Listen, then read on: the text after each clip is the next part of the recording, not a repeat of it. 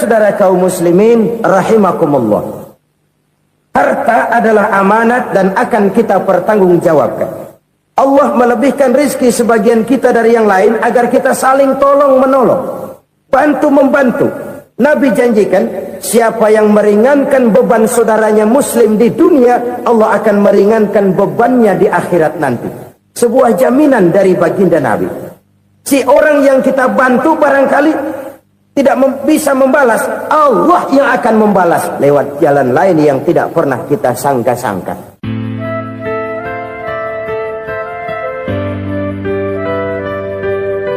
Selalu berusaha menyimpan sesuatu yang bisa membawa manfaat, baik untuk dirinya, untuk anak cucunya, maupun untuk keluarganya, untuk masa kini dan masa depannya. Kadang simpanan itu berbentuk uang, kadang berupa tanah, lain saat berbentuk pabrik, dan lain sebagainya. Sementara masa depan yang paling pasti adalah akhirat. Jika untuk masa depan dunia kita rela memeras keringat, membanting tulang, pergi pagi dan pulang petang, menyimpan uang, menyimpan tanah, menyimpan pabrik, pernahkah kita merenung jika satu saat kiamat datang, kita dibangkitkan dari kubur masing-masing, berdiri di padang mahsyar untuk mempertanggungjawabkan seluruh kegiatan hidup kita di dunia ini, lalu kita akan menuju ke alam akhirat. Sudahkah kita mempunyai simpanan untuk akhirat kita? Pada pertemuan kali ini saya ingin menyampaikan sebuah hadis di mana Rasulullah sallallahu alaihi wasallam bersabda, arba'un min kanzil jannah. Simpanan sorga ada 4 macam. Yang pertama, ikhfa'us sadaqah, menyembunyikan sedekah. Saudara-saudara kaum muslimin, sebagaimana yang kita maklum bahwa Allah subhanahu wa ta'ala melebihkan sebagian rezeki dari kita terhadap yang lain. Ada yang kaya, ada yang setengah kaya, ada yang miskin, ada yang setengah miskin, dan selanjutnya. Ada yang gajinya kecil tapi penghasilannya gede. Ada yang penghasilannya gede tapi nggak punya gaji. Ada juga yang memang gajinya gede dan penghasilannya gede. Kelebihan rezeki merupakan sunnatullah dan tidak harus membuat kita merasa lebih dari yang lain. Bahkan sebaliknya, kelebihan itu harus membuat kita ringan tangan untuk menolong mereka yang memang memerlukan pertolongan. Kalau saudara diberikan ilmu, maka pertanyaan akhirat cuma satu, ilmumu kau amalkan untuk apa? Kalau saudara diberikan umur yang panjang, pengadilan akhirat juga bertanya satu, umurmu kau habiskan di mana? Tapi kalau saudara diberikan harta, pengadilan akhirat akan bertanya dua, hartamu kau dapat dari mana, kau belanjakan kemana? Dari mananya ditanya dan kemananya juga ditanya. Oleh karena kita akan dimintakan pertanggungan jawab, maka amanah yang bernama harta ini harus kita gunakan dengan sebaik-baiknya. Ada penggunaan yang merupakan kewajiban, itu zakat namanya. Ada penggunaan yang sewaktu-waktu, itu infak namanya. Ada yang lebih sewaktu-waktu lagi, dan itu sedekah namanya. Zakat dia terikat oleh haul dan nisab, oleh putaran batas waktu dan ukuran dari harta itu sendiri. Sedangkan infak terikat oleh situasi dan kondisi perekonomian seseorang. Sedangkan sedekah tidak terikat dengan apapun. Dalam kondisi seperti apapun kita bisa melakukan sedekah dengan yang terkecil sekalipun. Sampai-sampai Rasulullah sallallahu alaihi wasallam mengajarkan, la tahqiranna minal ma'rufi syai'an walau an talqa akhaka biwajhin talik. Atau ada hadis, tabassumuka fi wajhi akhika laka shadaqah. Senyumanmu kepada temanmu adalah sedekah. Jadi untuk melakukan sedekah tidak harus dalam berbentuk uang. Dengan ilmu kita bisa sedekah, dengan tenaga kita bisa bersedekah, dengan pikiran kita bisa bersedekah, bahkan senyum kepada teman itu pun sedekah.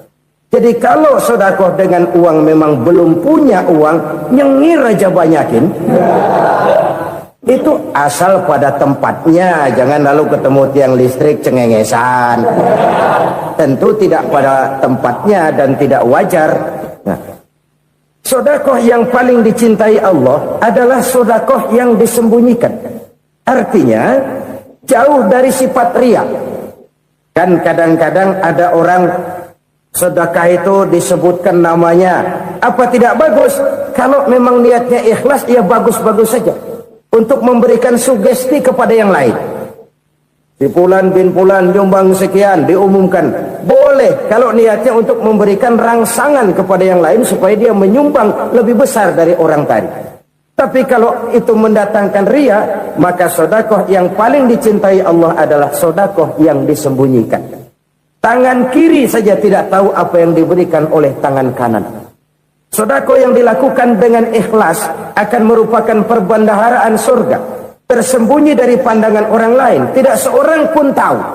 Karena memang sikap yang baik adalah melupakan kebaikan dan mengingat kesalahan. Itu salah satu ciri orang bahagia. Orang yang selalu mengingat kesalahannya dan berusaha melupakan segala kebaikannya. Kalau dia akan berada kebaikan, dia tidak bisa ikut, dia merasa rugi karena dia merasa belum pernah berbuat baik. Tapi kalau akan melakukan kesalahan baru, dia ingat kesalahan yang sudah-sudah, sehingga terhalang baginya untuk melakukan satu kesalahan baru. Demikianlah saudara-saudara, bahwa Allah melebihkan rizki sebagian kita dari yang lain, agar terjadi tolong-menolong dalam kehidupan ini. Jadi kesenjangan yang nature, kesenjangan yang alami, itu sunnatullah. Ada yang kaya, ada yang miskin, ada yang kelas menengah. Nah, kenapa lalu sekarang kita berusaha mengentaskan kemiskinan? Oleh karena adanya kesenjangan struktural. Kalau yang kaya bisa semakin kaya, kenapa yang miskin tidak bisa naik jadi ikut sedikit kaya? Sebab pada dasarnya Islam adalah agama yang sejak turunnya sudah berupaya memerangi kemiskinan. Bahkan dikatakan kemiskinan itu mendekatkan kepada kekufuran. Orang kalau miskin udah dekat banget sama kafir. Gampang menjadi kafir. Berapa banyak saudara-saudara kita yang oleh karena soal perut, oleh karena soal materi, terpaksa meninggalkan dan menanggalkan akidahnya. Menjual petunjuk yang diberikan Allah dengan kesenangan dunia yang cuma sebentar ini. Na'udzubillah, summa na'udzubillah. Jadi makin kita sembunyikan satu sedekah, semakin banyak perbendaharaan kita di surga. Sedekah yang paling dicintai Allah adalah sedekah yang disembunyikan. Malahan ada seorang sufi, dia punya kebiasaan kalau pergi sholat Jumat dia bawa uang, itu uang dia taruh di bawah tikar masjid. Dia niat sedekah kepada siapa saja yang nemuin itu duit. Maksudnya apa? Supaya yang nemuin nggak tahu siapa yang punya duit. Demikian dia saking ingin menyembunyikan sedekahnya. Karena sifat riya itu bisa memakan amal kita sendiri. Riya itu termasuk menyebut-nyebut kebaikan kita. Orang yang suka nepuk dada, sedikit-sedikit ngitungnya kalau nggak gua. Tuh kalau nggak gua tuh. Tuh yang belah situ, kalau nggak gua, kalau nggak gua. Iya, kalau nggak lu kenapa emang? Orang yang suka menepuk jasa, tuh biasanya memang begitu, saudara-saudara. Kalau perang lagi berkecamuk, orang nggak sempat ngaku jadi pahlawan. Tapi begitu perang selesai, yang kagak kenal bedil ngaku pahlawan, mas. Itu sesuatu yang biasa. Oleh karenanya, orang-orang yang ikhlas dalam bersedekah, disembunyikannya sedekah itu, Allah cinta betul. Malahan ada hadis memberikan jaminan, inna sedaqatal mar'il muslimi tazidu fil umri wa tadfa'u mitatas su'i. Sesungguhnya sedekahnya seorang mukmin tazidu fil umri, bisa menambah umur panjang, wa tadfa'u mitata su'i, dan menyelamatkan manusia dari mati secara su'ul khatimah. Jadi siapa yang kepengen panjang umur, banyaklah sedekah. Yang bosan hidup, pelit terus. Sedekah menambah panjang umur dan menyelamatkan manusia dari mati secara su'ul khatimah. Pak, katanya umur itu nggak bisa ditambah, nggak bisa dikurangin. Kapan? Kalau ajal sudah datang.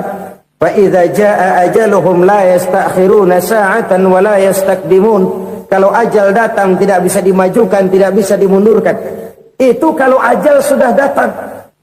Tidak bisa lagi umur ditambah dikurangi, sudah datang.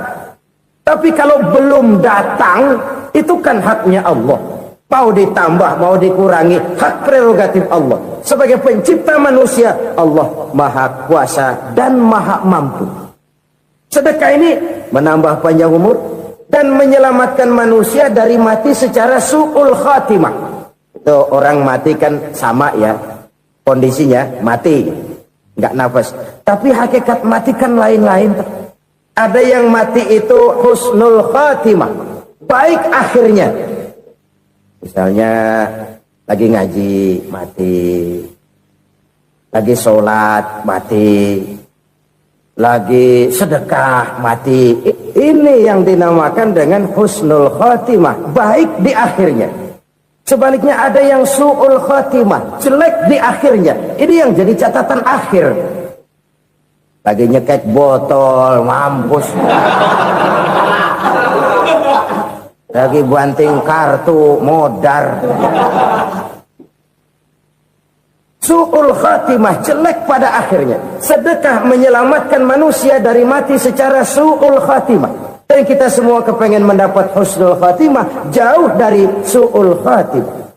Oleh sebab itu yang bisa menyelamatkan kita dari penyakit itu antara lain adalah sedekah yang disembunyikan, yang dikerjakan dengan ikhlas karena Allah, tidak karena kepengen dipuji orang, tidak karena ingin dikatakan orang pemurah. Sebab orang dermawan itu orang yang memberi tanpa harus diminta. Kalau masih harus diminta, ya belum dermawan namanya, masih harus diminta. Kalau nggak diminta ya tulus, lolos, polos. Saudara-saudara kaum muslimin rahimakumullah, harta adalah amanat dan akan kita pertanggungjawabkan. Allah melebihkan rizki sebagian kita dari yang lain agar kita saling tolong menolong, bantu membantu. Nabi janjikan, siapa yang meringankan beban saudaranya muslim di dunia, Allah akan meringankan bebannya di akhirat nanti. Sebuah jaminan dari baginda Nabi. Si orang yang kita bantu barangkali tidak bisa membalas, Allah yang akan membalas lewat jalan lain yang tidak pernah kita sangka-sangka. Ada orang tanya, Pak, ini ada orang nyumbang masjid sambil marah-marah, bagaimana? Saya bilang sumbangannya aja ambil, marahnya jangan. Marahnya jangan diambil, itu urusan dia. Saudara-saudara kaum muslimin rahimakumullah, umat Islam ini kan umat yang punya potensi besar. Kadang kita merenung, kenapa kadang-kadang pembangunan masjid kok lambat sekali? Kalau hotel hari ini peletakan pertama, bulan depan peresmian. Supermarket hari ini peletakan batu pertama, minggu depan peresmian. Tapi kalau sudah yang namanya masjid, kadang-kadang peletakan batu pertama sekaligus jadi batu terakhir. 3 tahun, 4 tahun, campur nebar jalak di jalanan, duit dijaring kayak ikan sepat. Apa tidak ada orang Islam yang kaya? Banyak. Apa tidak ada pengusaha muslim yang jadi konglomerat? Ada.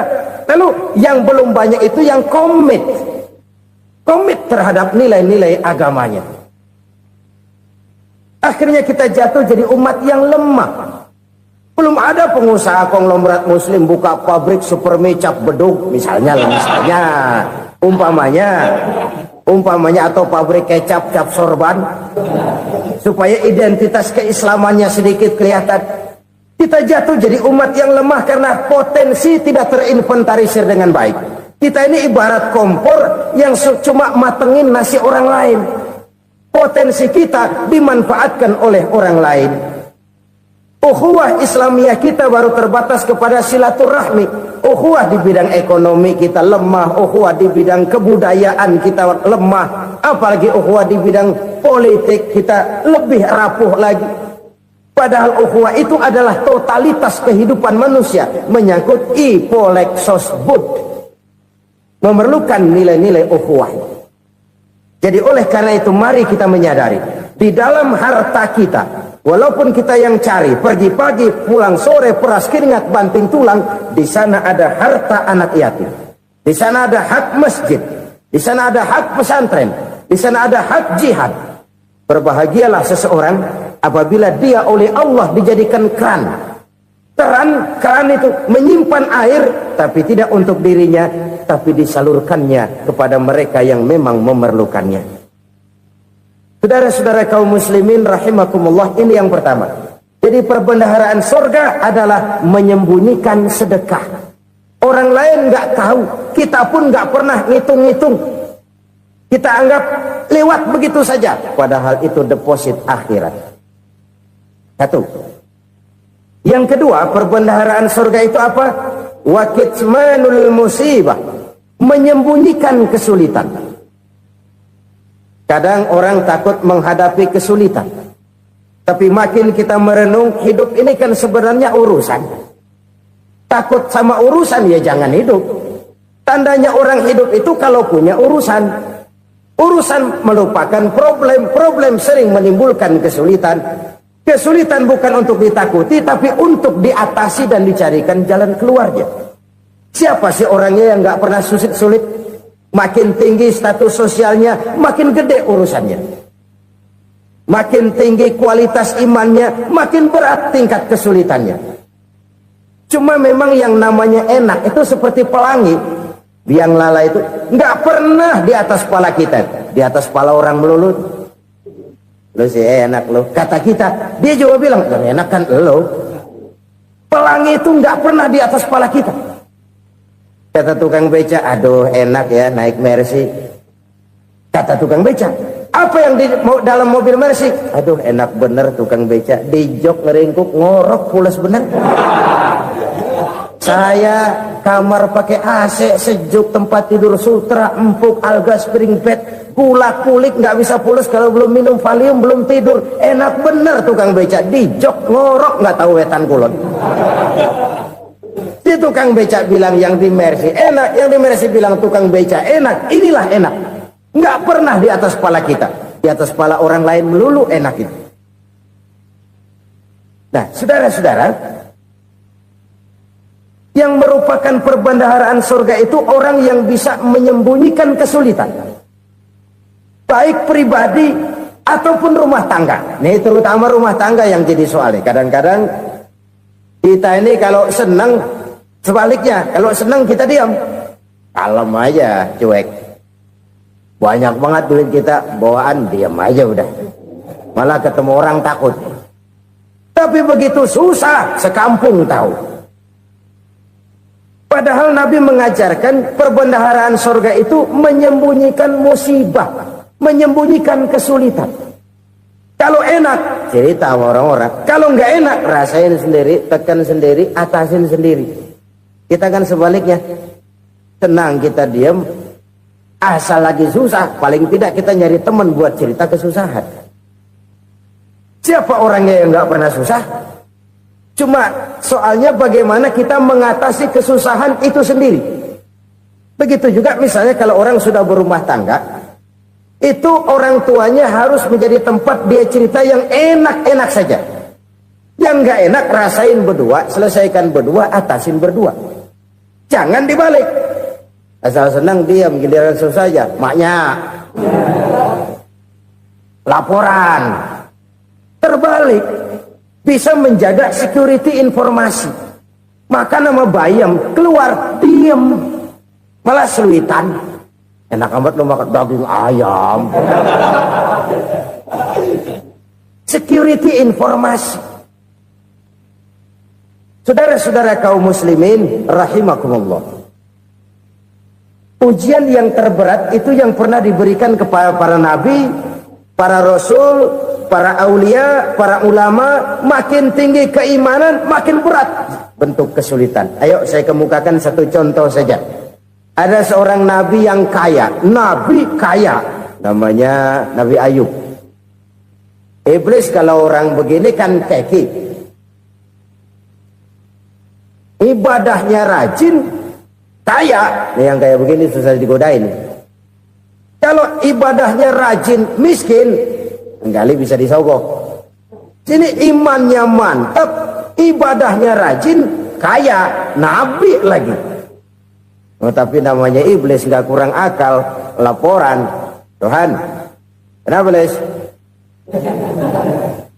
Ya ini bahasa saya, bahasa Qurannya sih nggak gitu.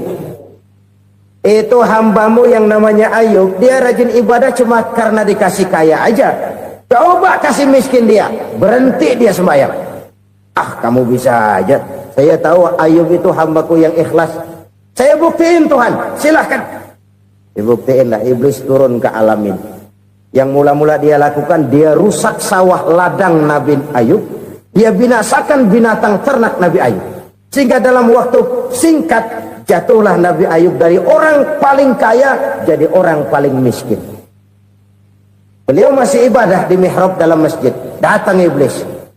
Saudara Ayub, ya. Lagi ngapain? Ibadah. Nyembah Allah, nyembah Allah. Oh, percuma. Kenapa? Tuhan yang ente sembah nih, dia udah bikin miskin ente. Sawah ladang ente hancur lebur, binatang ternak binasa. Sekarang ente jadi orang paling miskin. Ngapain nyembah Tuhan kayak begitu? Tekor. Udah berhenti dah ibadah, berhenti ibadah. Ini iblis sama Tuhan laporannya lain, yang dikerjakan kepada Nabi Ayub juga lain.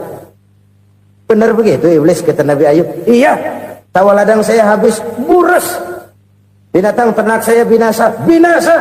Saya miskin, bangpak. Apa jawab Nabi Ayub? Bukan innalillahi, ya ini hebat. Alhamdulillahillazi a'tani wa akhadha minni. Segala puji bagi Allah yang telah memberikan harta kepada saya dan sekarang mengambilnya lagi. Alhamdulillah. Allah yang ngasih, Allah yang ambil. Itu mah urusan Allah. Iblis cuman ibadah jalan terus, sujud lagi Nabi Ayub. Iblis seleher gondok banget.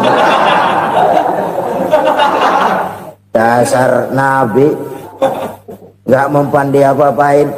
Miskin malah alhamdulillah. Allah yang ngasih, Allah yang ngambil.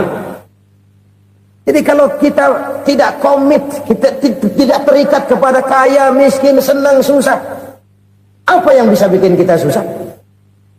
Jadikan kekayaan, kemiskinan, jadikan senang, susah sebagai anak buah yang bisa kita atur. Jangan kekayaan ngatur kita, jangan kemiskinan ngatur kita. Kita yang harus mengatur mereka. Senang, susah, kaya, miskin, bahagia, sengsara, jadikan itu anak buah yang bisa kita atur. Kalau sekarang kita kaya, lain saat boleh jadi kita miskin, semiskin-miskinnya. Allah yang ngasih, Allah yang ngambil. Tenaga mana yang bisa menghalangi? Ibadah jalan terus. Iblis makin gondok. Dasar Nabi loh. Akhirnya apa? Nabi Ayub dikerjain, diberikan penyakit. Demikian fatal penyakitnya. Bayangin, udah miskin sakit. Masya Allah.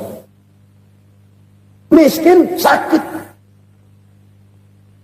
Sakitnya nggak lama, kira-kira 16 tahun. Istrinya 3, 2 mental minta ceraiin. Ngerawatin laki bengek begini. Senang belum tentu, susah udah pasti nih. Cerai aja, cerai dah. Cerai.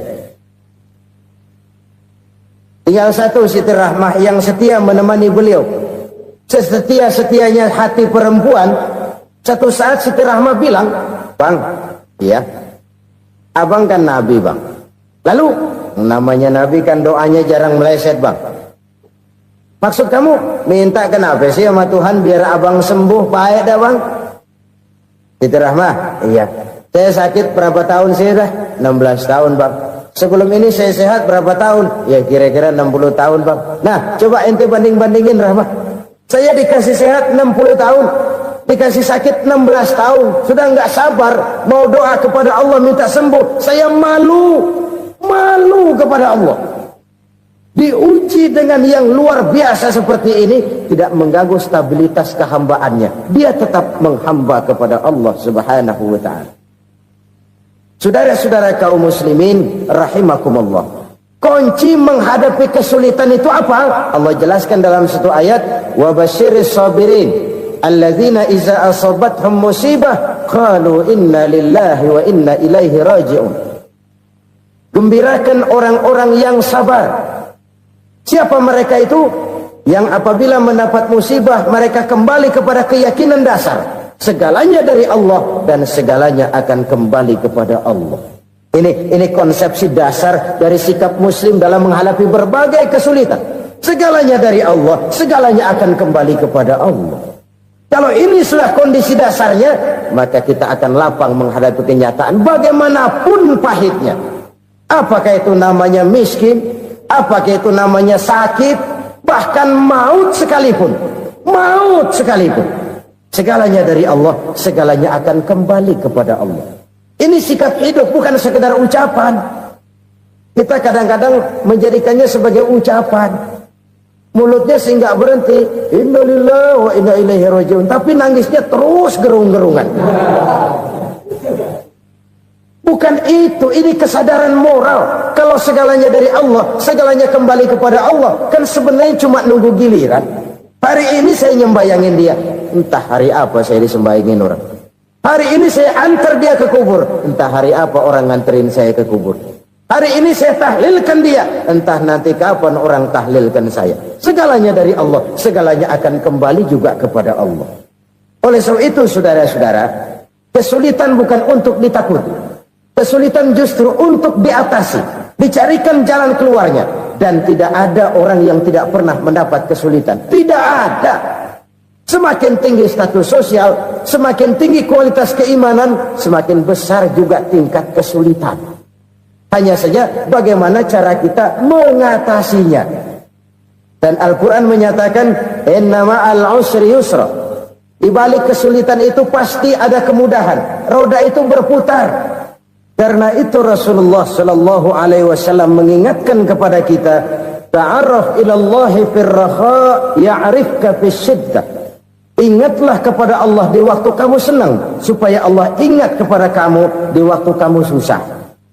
Kalau waktu senang kita ingat kepada Allah, kita susah, Allah tidak akan meninggalkan kita. Tapi kalau waktu senang kita jauh dari Allah, sujud tidak sempat, dengan masjid jauh, ketika senang kita lupakan Allah. Nanti begitu kita susah, Allah lupakan kita. Dan itu menyakitkan. Oleh karena itu orang-orang tua kita dulu bilang, kalau lagi sehat ingat-ingat lu bakal sakit nanti. Kalau lagi kaya ingat-ingat satu saat kita bakal jatuh miskin. Bahkan kalau lagi muda ingat-ingat kita bakal tua. Dan yang terpenting, kalau lagi hidup ingat-ingat kita bakal mati. Saudara-saudara kaum muslimin rahimakumullah. Jadi yang kedua yang merupakan perbendaharaan surga, menyembunyikan musibah. Saudara-saudara kaum muslimin rahimakumullah. Hal ketiga yang merupakan perbendaharaan surga adalah wasilatur rahmi. Orang yang suka bersilaturahmi. Sebagaimana yang kita maklum bahwa manusia adalah makhluk yang disebut zon politika. Makhluk sosial yang tidak mungkin hidup sendiri-sendiri. Betapa dan siapapun kita memerlukan orang lain.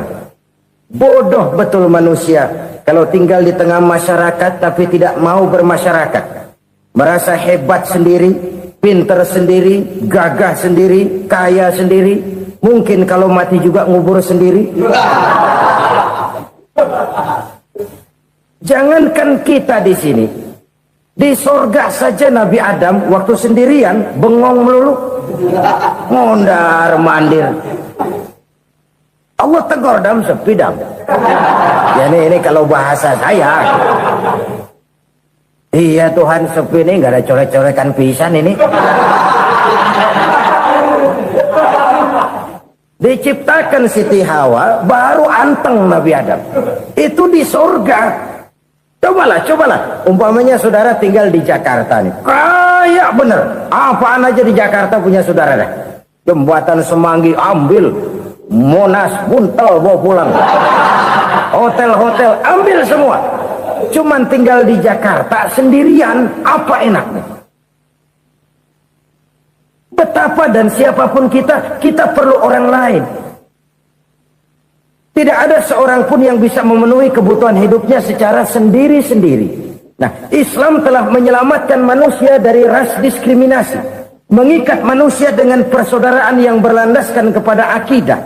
Karena itu dianjurkan bersilaturahmi. Bahkan Nabi menyatakan, Man arada ayyubsata lahu fi rizkihi wa yunsa'a fi atharihi falyasil rahimah.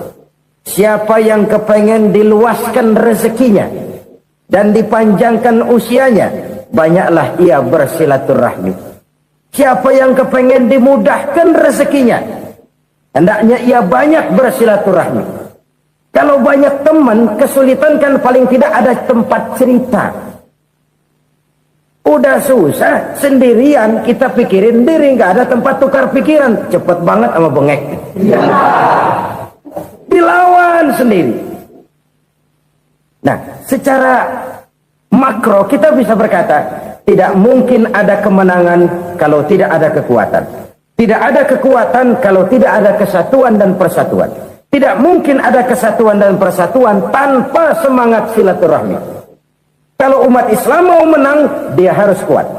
Kalau umat Islam mau kuat, dia harus bersatu. Kalau umat Islam mau bersatu, dia harus membudayakan silaturahmi ini. Bahkan sampai-sampai kata Nabi, kalau bisa cari nilai tambah. Apa? Silman qata'ak. Bersilaturahmilah kau kepada orang yang marah denganmu. Masya Allah, indahnya ajaran agama kita. Orang yang marah pun kepada kita, kata Nabi, kalau bisa bersilaturahmilah kepadanya. Kepada orang yang marah itu. Di situ nilai tambah. Cuman jujur nih hadis, ngucapinnya gampang, ngamalinnya yang berat banget. Orang marah sama kita disuruh silaturahmi, ada apa malu? Lu marah, ada gua marahan lagi. Tunggu pikirin. Saudara-saudara kaum muslimin rahimakumullah. Tapi ini yang diajarkan, bahkan ini yang dicontohkan oleh baginda Rasul. Bagaimana begitu mudah, misalnya satu saat Abu Jahal ini ngatur strategi bagaimana bikin Muhammad celaka. Dia gali lubang di depan tempat tidurnya. Dia tutupin daun korma. Terus dia panggil seseorang, ke sini. Kasih tahu Muhammad, pamannya sakit keras, minta ditengokin. Berangkat orang ini ke sana. Muhammad, labbaik. Pamanmu sakit keras, dia minta ditengokin. Baik, saya akan datang menjenguk beliau.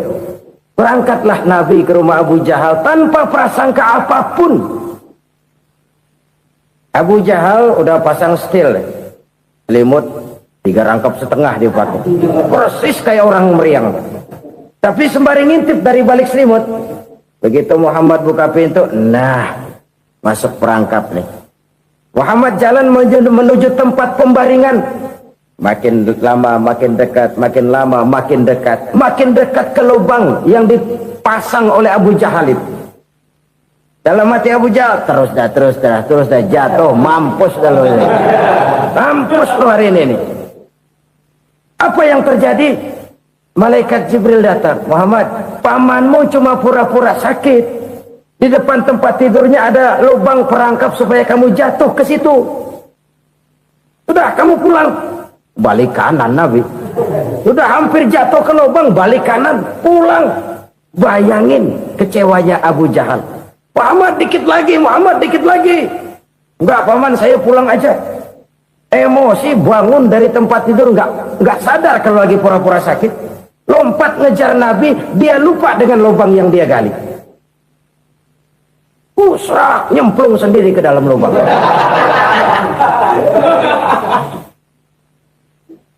Nabi terus berlalu. Ini terjadi keanehan. Jatuh ke lubang yang dia gali itu sebenarnya nggak terlalu dalam ya, antara 3-4 meteran lah. Tolong saya jatuh ke lubang ini. Datanglah pelayan-pelayannya itu. Angkat saya dari sini. Oh, yang ngulurin tambang. 1 gulung, belum juga nyampe itu tambah. Kurang beli lagi ke warung. Sambung, ulur lagi, enggak juga bisa sampai. Wah ini kerjaan Muhammad ini. Tolong siapa salah seorang kamu ke rumah Muhammad, kasih tahu encangnya kecebur.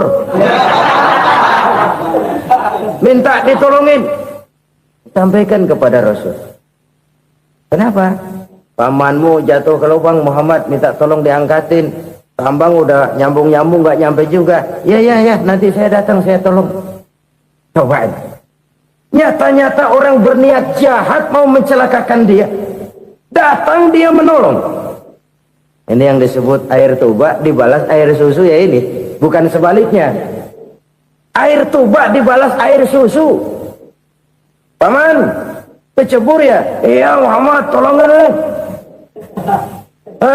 Pegang tangan saya. Nabi ulurkan tangannya, nyampe, dipegang oleh Abu Jahal, diangkat ke atas, sampai atas. Apa kata Abu Jahal? Sihirmu memang hebat Muhammad. Udah ditolongin dikata sihir, yang enak kita kemplang kan itu orang begitu. Urusan apa? Tapi inilah akhlak. Kalau bisa kamu bersilaturahmilah dengan orang yang marah kepadamu sekalipun. Orang marah kita tetap baik. So, kalau kita berbuat baik sama orang yang memang baik, rasanya sih biasa-biasa aja.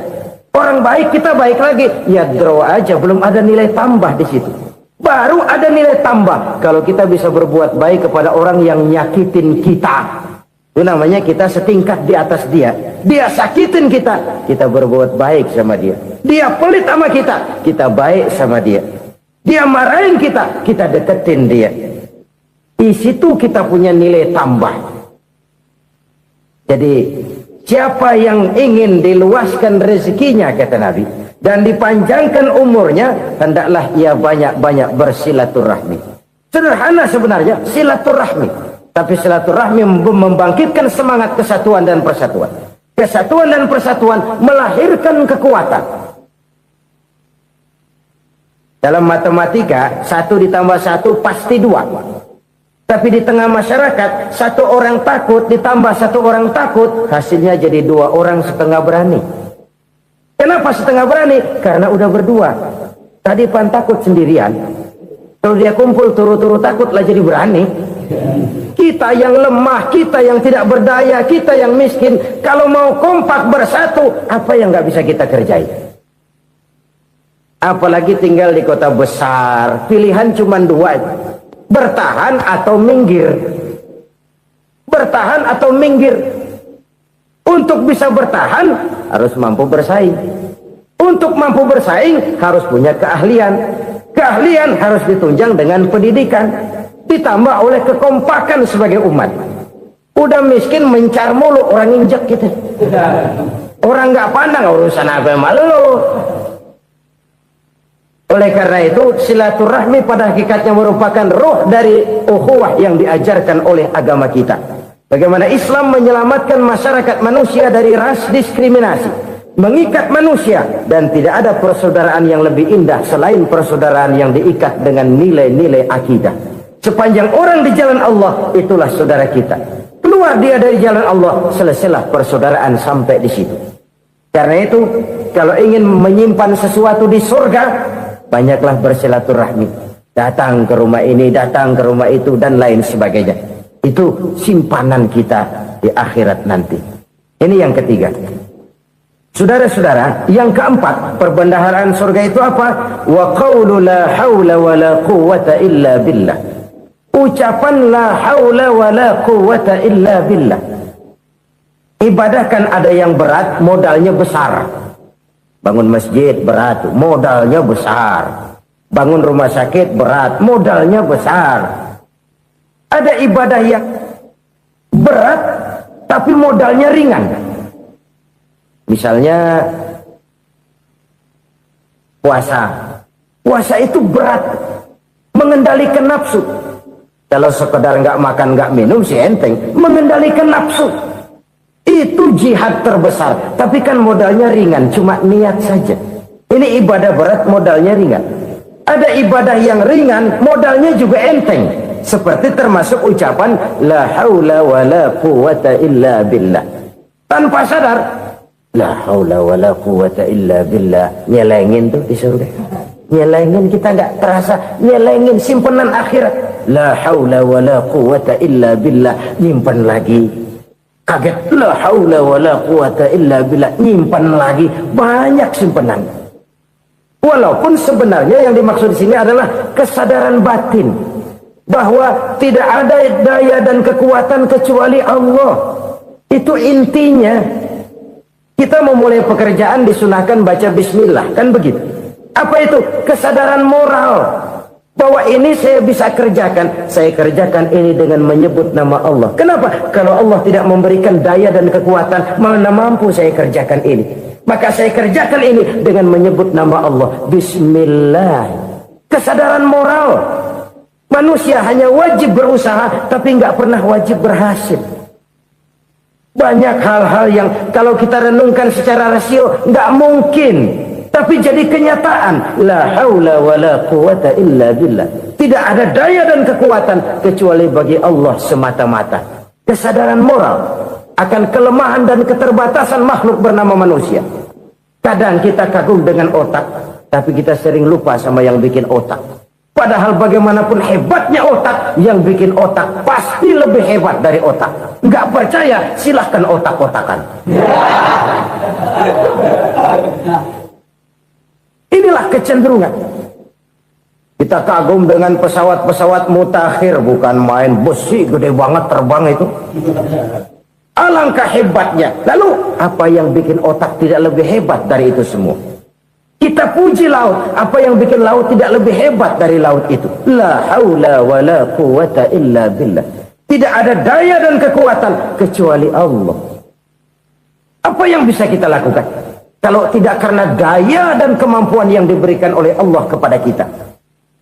Lahirlah sikap tawadu, rendah hati, tidak melonjak menjadi angkuh dan sombong, sadar akan kelemahan dan keterbatasan diri.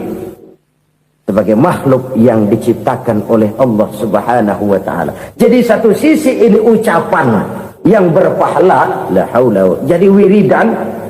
Pada sisi lain ini kesadaran moral, sikap mental, kesadaran batin bahwa yang punya daya dan kekuatan itu cuma Allah. Kita nggak pantas untuk sombong, sebab sombong itu pakaiannya Allah. Kita nggak sedang pakai pakaian Allah, kegedean. Dan makin kita renungi, makin terbentur. Apa sih yang bisa kita sombongin? Kita mau sombong apa? Kaya? Pintar? Itu kan semua relatif.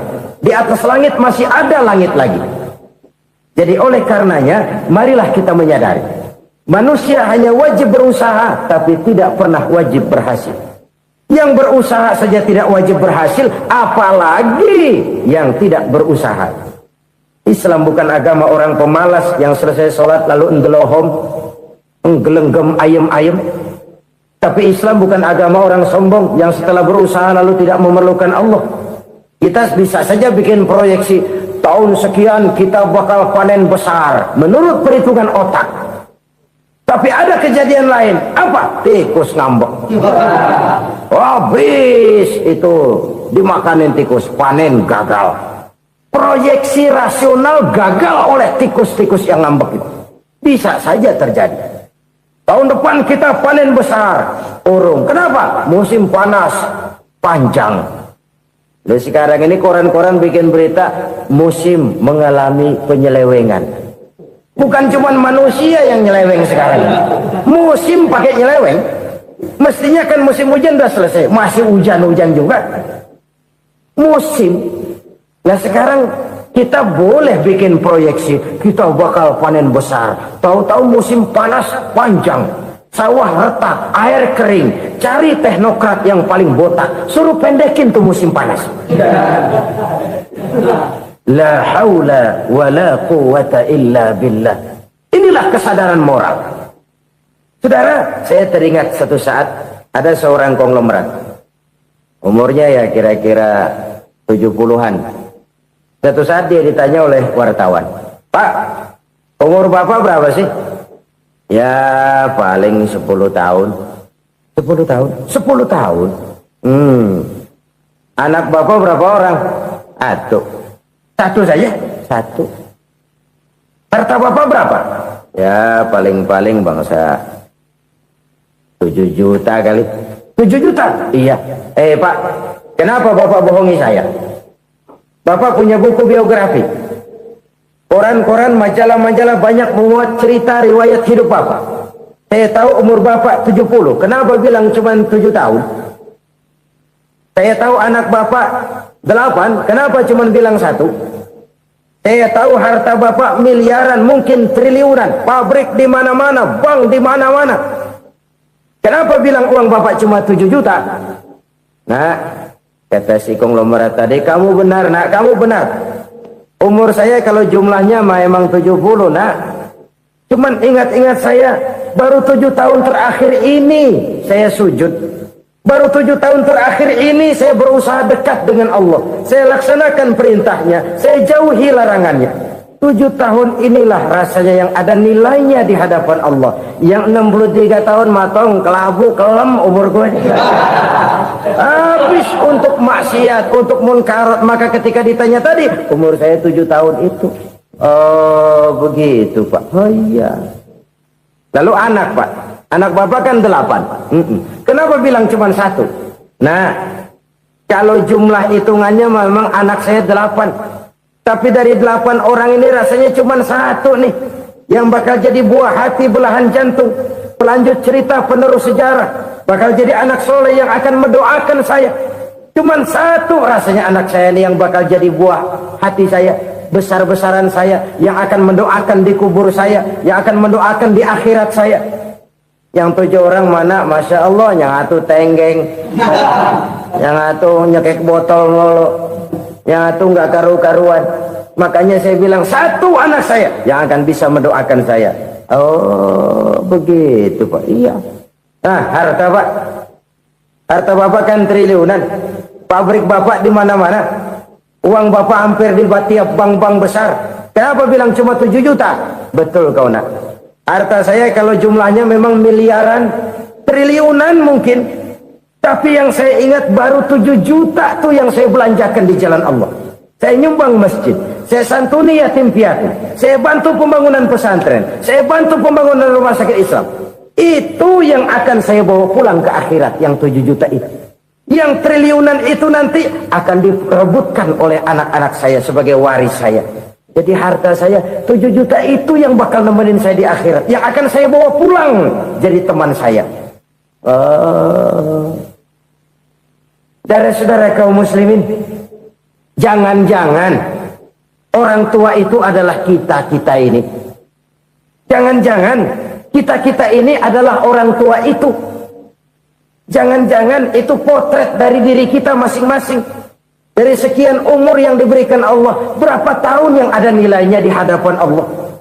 Dari sekian anak-anak yang merupakan amanah, berapa yang akan mendoakan kita sebagai orang tuanya menjadi anak soleh? Dari sekian banyak harta yang diberikan Allah, berapa yang akan kita bawa pulang menghadapnya nanti, yang kita belanjakan di jalan Allah? Ini sebuah potret kehidupan. Karena itu kita kembali kepada la haula wa la quwwata illa billah. Kita wajib berusaha, kita wajib berikhtiar. Selebihnya, segala daya dan kekuatan hanya milik Allah saja semata-mata. Satu kesadaran batin dari setiap pribadi muslim. Setelah ia berusaha dan berikhtiar, ia menyerahkannya kepada Allah Subhanahu wa ta'ala. Jadi, satu sisi ini merupakan wiridan ucapan yang mengandung pahala. Pada sisi lain, ini merupakan sikap batin dari seorang muslim di dalam ia menghadapi realitas kehidupan ini. Saudara-saudara kaum muslimin rahimakumullah. Kalau ini kita jadikan satu basis kehidupan, maka ini akan menyelamatkan manusia dari kemungkinan tergelincir menjadi orang yang lupa diri dan lupa darat. Sebab itu Imamul Ghazali berpesan, jadidis safinah fa innal bahra amiq wa khuziz zad fa inna safara ba'id wa khaffifil hamla fa innal hamla syadid. Perbarui selalu kapalmu karena lautan sangat dalam. Bawa bekal yang banyak karena perjalanan ini sangat jauh. Ringankan beban, karena kebanyakan beban akan menyakitkan. Alangkah indah kalimat ini, alangkah dalam makna yang terkandung di sana. Perbarui selalu kapalmu karena lautan sangat dalam. Apa artinya ini? Jaga mentalmu baik-baik. Pelihara imanmu baik-baik, karena hidup penuh cobaan seperti lautan.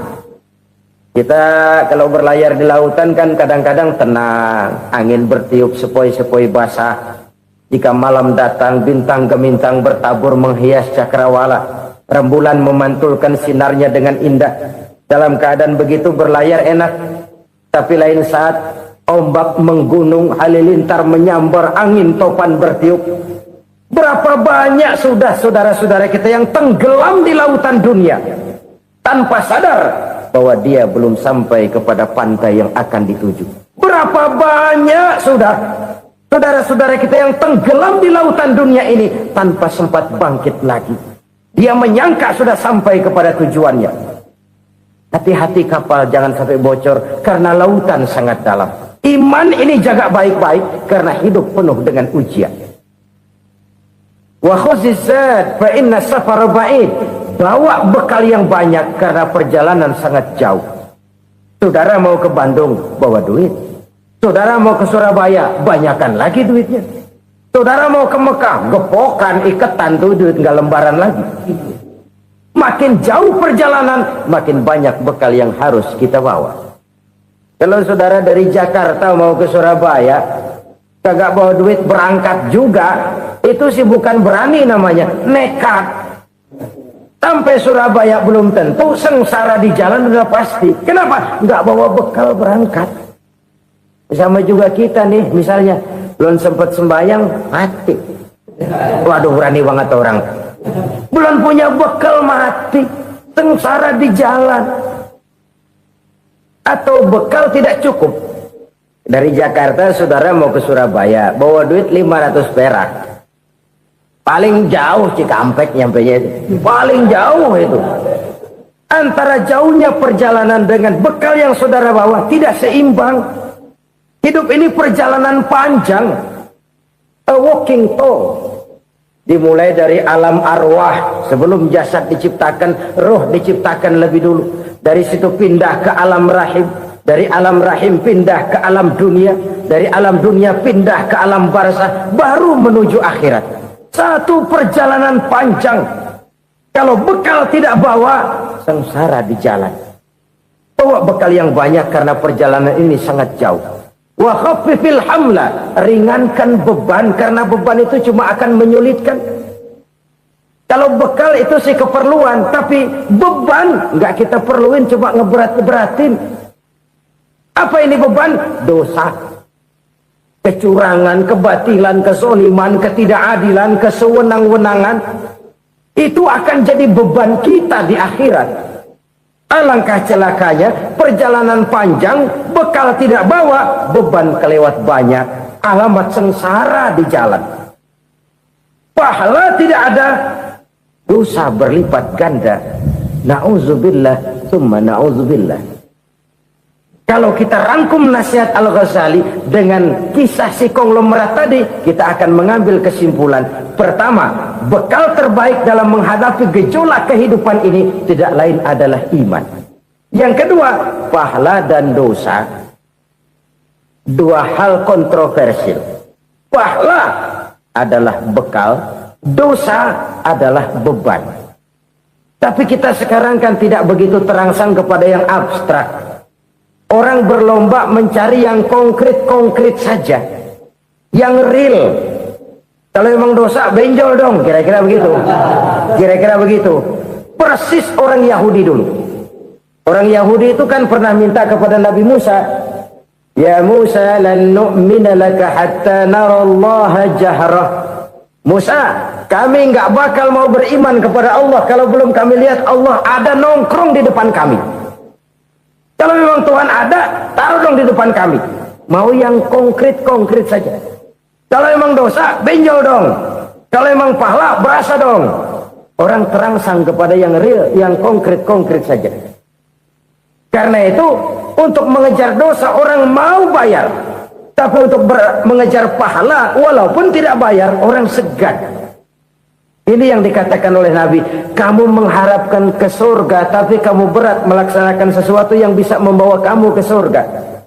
Kamu ingin jauh dari neraka, tapi tiap saat kamu lakukan perbuatan-perbuatan yang justru menjerumuskan kamu ke neraka.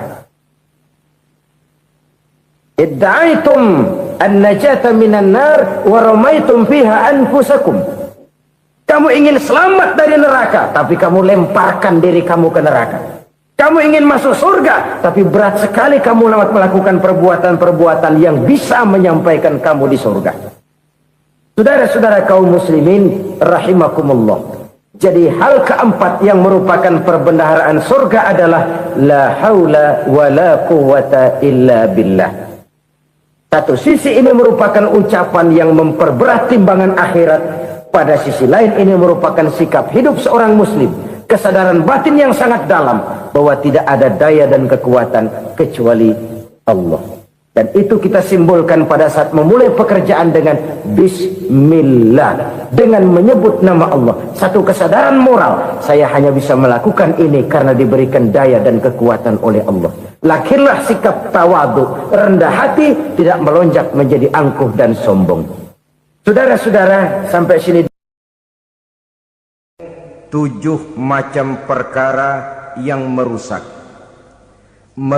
akidah dan keimanan, merusak amal perbuatan yang sudah kita kerjakan, merusak sendi-sendi kehidupan sosial, pendek kata merusak segala hal di dalam kehidupan kita. Jauhilah olehmu 7 macam perkara yang merusak.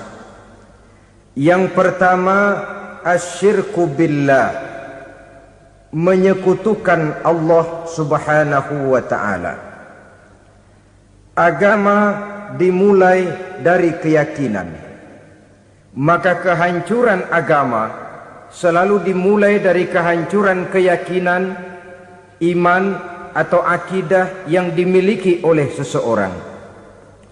Dan untuk menghancurkan nilai-nilai iman yang kita miliki ini, orang rasanya tidak akan menghantam kita dengan peluru kendali.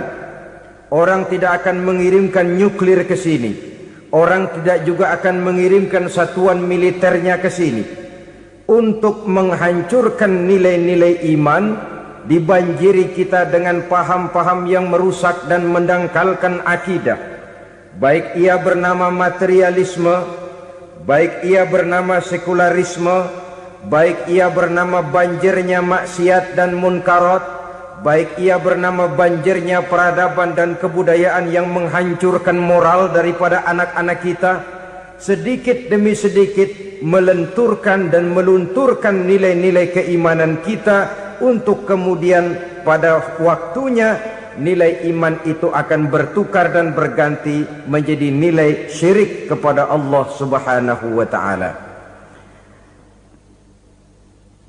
Atau pada sisi lain, menjadikan yang selain Allah sebagai tujuan akhir daripada kehidupan kita. Sedangkan kita sama-sama maklum bahwa di dalam pandangan agama Islam, dosa yang tidak berampun, dosa yang terbesar, termasuk dalam kategori bapak moyangnya dosa, tidak lain adalah syirik, yakni menyekutukan Allah subhanahu wa ta'ala. Pola penghancuran iman ini memang berstrategi. Ditawarkan kita kepada paham materialisme, paham kebendaan, di mana otak menempati urutan sebagai ranking pertama, Tuhan jatuh pada urutan kedua. Lalu menyusul kepada paham sekularisme, Allah dipisahkan dari seluruh kegiatan hidup ini, untuk pada gilirannya menjadikan yang selain Allah sebagai tujuan akhir daripada seluruh kegiatan hidup kita. Oleh karenanya, kewajiban menjaga nilai-nilai iman ini merupakan kewajiban yang mulia tetapi berat, tidak hanya untuk kita, tetapi juga bagaimana mewariskannya kepada anak-anak kita, generasi yang akan datang. Orang-orang tua bijaksana yang diceritakan di dalam Al-Quran, kalau sudah berpikir tentang anak-anaknya, pertanyaan yang paling mereka risaukan ialah, ma ta'buduna min ba'di. Anakku, kalau pada satu saat aku, ayahmu sudah tidak ada lagi di dunia ini, meninggalkan kamu semua, ma ta'buduna min ba'di, apa yang akan kamu sembah nak? Jikalau sekarang ayahmu masih mau ke masjid, masih mau melakukan rukuk dan sujud, masih beribadah menyembah Allah Subhanahu wa ta'ala, kalau orang tuamu sudah tidak ada, ma ta'buduna min ba'di, masihkah engkau mau datang ke masjid? Masihkah engkau mau rukuk dan sujud? Masihkah engkau mau menyembah Allah Subhanahu wa ta'ala? Pertanyaan ini yang dipikirkan oleh Nabi Yakub kepada putra-putranya. Pertanyaan ini yang diteruskan oleh Nabi Ibrahim kepada anak-anaknya. Pertanyaan ini yang diwariskan oleh generasi ulama salafus saleh kepada para generasi berikutnya. Bagaimana kita generasi sekarang? Kita orang-orang tua sekarang bukan berfikir ma ta'buduna min ba'di, malah yang kita fikirkan ma ta'kuluna min ba'di. Kalau bapak tidak ada nanti kamu makan apa nak? Perkara kamu nyembah apa urusan nomor 18. Yang penting kamu nanti hidup bisa makan nak. Maka kita sibuk mewariskan harta kepada anak-anak kita. Kita sibuk mewariskan kebun dan tanah kepada anak-anak kita. Kita sibuk mewariskan pabrik kepada anak-anak kita. Sementara kita lupa mewariskan intan yang paling mahal, mewariskan mutiara yang paling berharga, yaitu nilai iman kepada Allah Subhanahu wa ta'ala. Alangkah baiknya apabila warisan harta, warisan tanah dan kebun, warisan rumah dan pabrik didasari lebih dahulu dengan mewariskan nilai iman kepada Allah Subhanahu wa ta'ala. Sebagai orang-orang tua, kita boleh bersedih kalau anak kita tidak mengerti komputer. Kita boleh bersedih kalau anak kita tidak mengerti matematika. Kita boleh bersedih kalau anak kita tidak mengerti bahasa Inggris. Tapi sewajarnya lebih bersedihlah kita orang tua jikalau mempunyai anak yang tidak kenal Allah sebagai Tuhannya, yang kemudian tidak mau rukuk dan sujud kepada Allah Tuhannya. Itulah kemalangan yang paling malang bila kita meninggalkan generasi yang tidak bertauhid kepada Allah Subhanahu wa ta'ala. Betapapun anak kita tidak ngerti komputer, saudara, paling-paling kerugiannya cuma kerugian dunia. Masuk dia ke alam barzakh, munkar nakir tidak akan sempat tanya kau belajar komputer apa tidak. Kumpul dia di padang mahsyar, malaikat juga tidak akan tanya matematikamu nilainya berapa. Yang ditanya kau kenal Allah, kau rukuk dan sujud kepadanya, kau pernah datang ke masjid. Oleh karena itu sekali lagi, menjaga nilai iman tidak hanya untuk kita, tetapi juga mewariskannya kepada anak-anak kita generasi yang akan datang. Sungguh kemalangan yang paling besar apabila kita meninggalkan anak-anak kita. Mereka kita tinggalkan lemah ekonominya, itu tidak baik. Mereka kita tinggalkan lemah otaknya, itu pun akan membuat mereka tertinggal oleh yang lain. Tapi yang paling celaka, jikalau kita tinggalkan mereka dalam kondisi lemah imannya, rapuh akidahnya, tidak baik dan tidak betul keyakinan hidupnya. Oleh karena itu Nabi berpesan, jauhilah 7 perkara yang merusak. Yang pertama, syirik kepada Allah Subhanahu wa ta'ala. Menyekutukan Allah baik dalam ucapan, dalam keyakinan, ataupun dalam perbuatan. Ini perkara pertama yang termasuk 7 perusak besar di dalam kehidupan. Kalau sudah jatuh kita ke lembah syirik, bagaimanapun banyak kebaikan yang kita kerjakan, berjiwa sosial, bertangan pemurah, gemar menolong orang lain, kalau memang dasarnya syirik, maka seluruh kebaikan kita akan hancur, tidak akan ada nilainya dalam pandangan Allah Subhanahu wa ta'ala. Dalam pandangan manusia, mungkin kita dicatat sebagai orang sosial, gemar menolong orang lain, tidak berpangku tangan melihat orang yang mendapat kesulitan, tapi oleh karena dasarnya syirik, dasarnya tidak mentauhidkan Allah, maka seluruh nilai kebaikan yang kita kerjakan tidak akan ada nilainya dalam pandangan Allah Subhanahu wa ta'ala. Maka jagalah iman kita jangan sampai dihinggapi penyakit syirik yang bagaimana kecilnya sekalipun. Sekali lagi, baik syirik dalam bentuk ucapan, syirik dalam bentuk keyakinan, sampai kepada syirik dalam bentuk perbuatan, kita berhindar kepada sifat-sifat yang sedemikian itu. Karena apa? Dalam satu ayat Quran Allah Subhanahu wa ta'ala menjelaskan, innallaha la yaghfiru ayyushraka bih wa yaghfiru ma duna dzalika liman yasha. Allah tidak akan memberi ampun kepada orang-orang yang menyekutukannya, tapi Allah masih mau memberikan ampun kepada dosa-dosa yang selain itu bagi orang-orang yang dikehendakinya. Dosa selain syirik, apabila kita bertaubat, Allah masih mau mengampuni.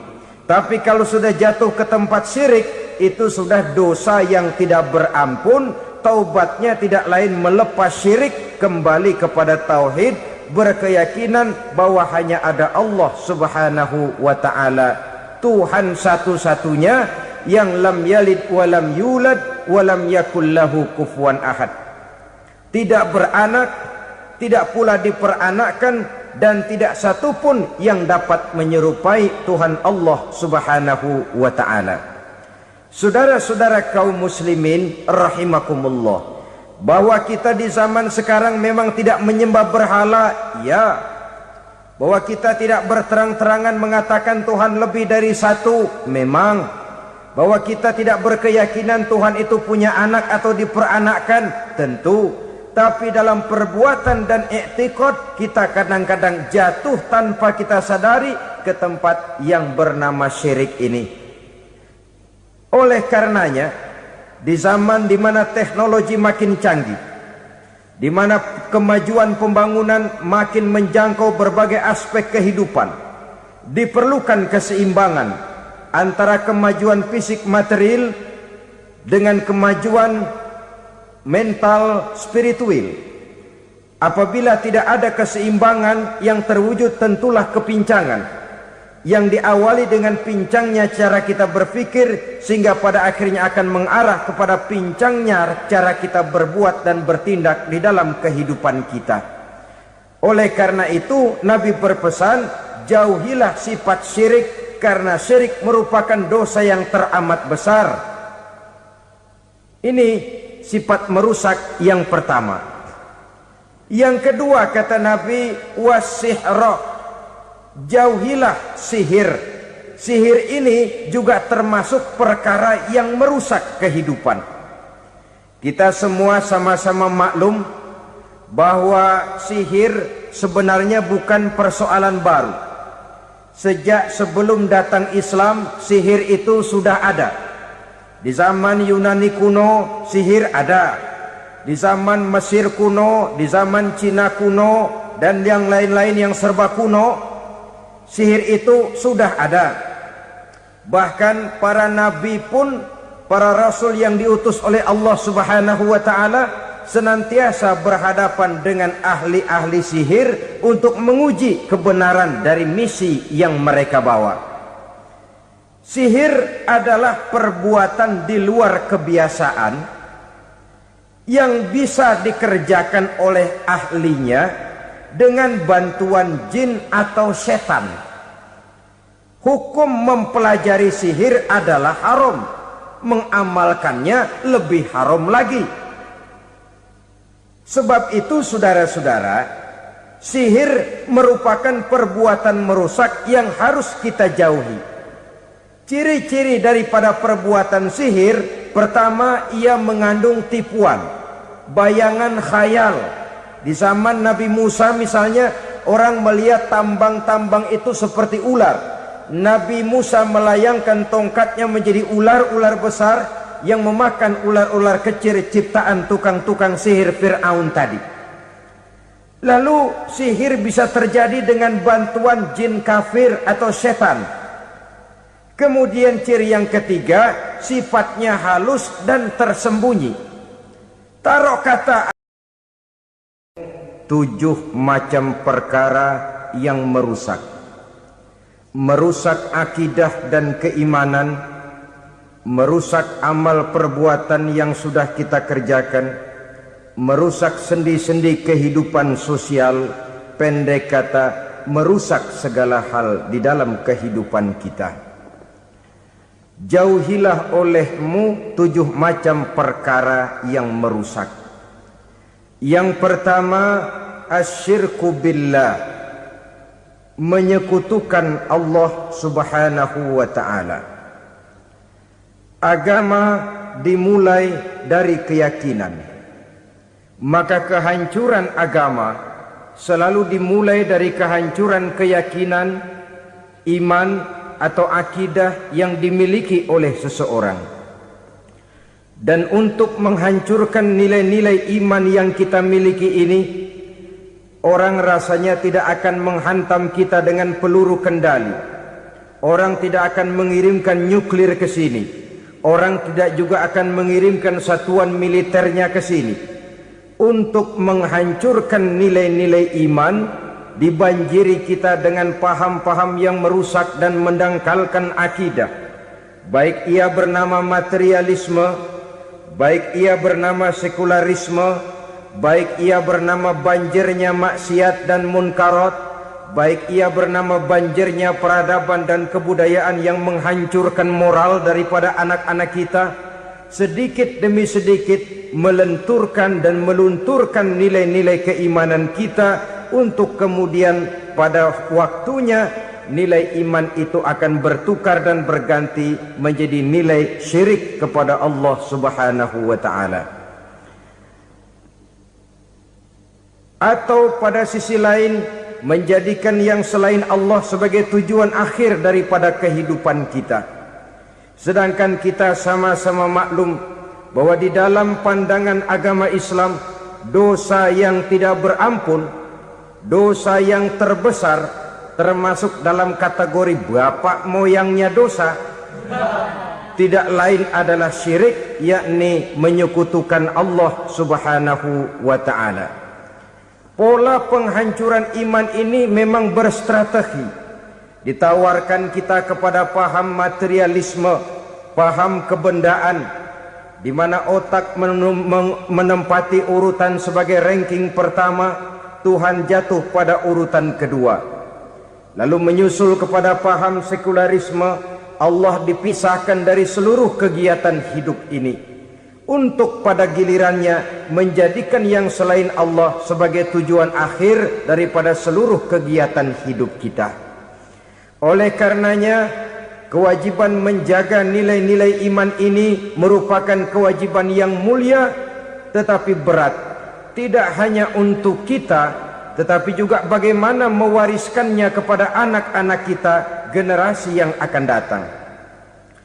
Orang-orang tua bijaksana yang diceritakan di dalam Al-Quran, kalau sudah berpikir tentang anak-anaknya, pertanyaan yang paling mereka risaukan ialah, ma ta'buduna min ba'di. Anakku, kalau pada satu saat aku, ayahmu sudah tidak ada lagi di dunia ini, meninggalkan kamu semua, ma ta'buduna min ba'di, apa yang akan kamu sembah nak? Jikalau sekarang ayahmu masih mau ke masjid, masih mau melakukan rukuk dan sujud, masih beribadah menyembah Allah subhanahu wa ta'ala, kalau orang tuamu sudah tidak ada, ma ta'buduna min ba'di, masihkah engkau mau datang ke masjid? Masihkah engkau mau rukuk dan sujud? Masihkah engkau mau menyembah Allah subhanahu wa ta'ala? Pertanyaan ini yang dipikirkan oleh Nabi Yakub kepada putra-putranya. Pertanyaan ini yang diteruskan oleh Nabi Ibrahim kepada anak-anaknya. Pertanyaan ini yang diwariskan oleh generasi ulama salafus saleh kepada para generasi berikutnya. Bagaimana kita generasi sekarang? Kita orang-orang tua sekarang bukan berfikir ma ta'buduna min ba'di, malah yang kita fikirkan ma ta'kuluna min ba'di, Kalau bapak tidak ada nanti kamu makan apa nak?